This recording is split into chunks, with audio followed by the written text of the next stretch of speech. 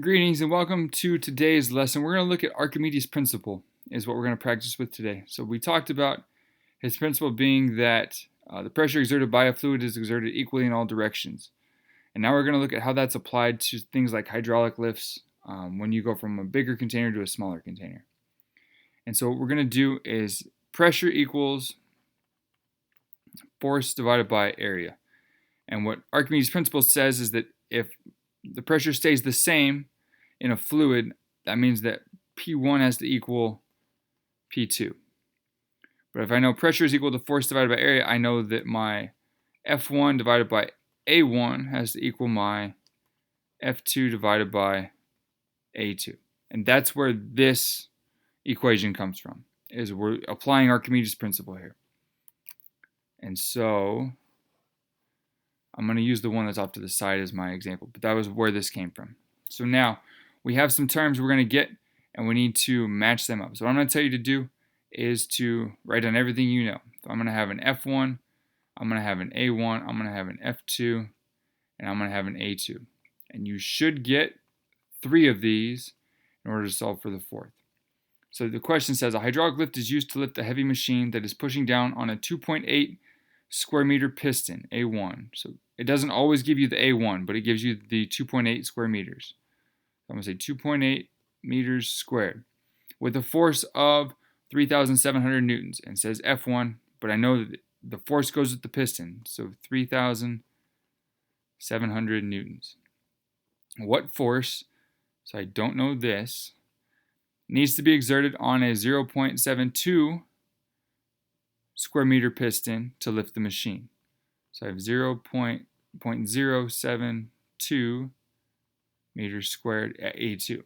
So now I'm going to put all these, I'm going to solve my equation for F2 first. Let's start there. So I have F1 over A1 equals F2 over A2. And I'm trying to get F2 by itself. So to move A2 across, I'm going to multiply it. I'm take both sides times A2.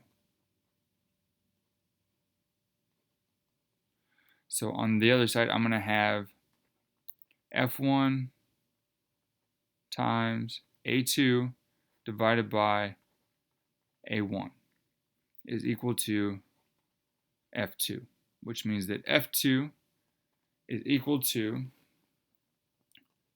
3,700 newtons times my A2, which is 0.072 meters squared, divided by A1, which was 2.8 meters squared. And so if I take 3,700 newtons and multiply it by 0.072 and divide it by 2.8, I should get an answer of 95.1. I'm going to call it 95. It should be my answer. Whoops. So I should get F2 equals 95. And because I have a force here, I'm going to have newtons. It's going to be my answer. So that should be your answer there. That's how you're going to solve it. If you put all of your units up here, you can see that your meters squared cancel out and you're left just with your answer that you need. Okay, so that's the first one. Here is another one for you to try. So same idea.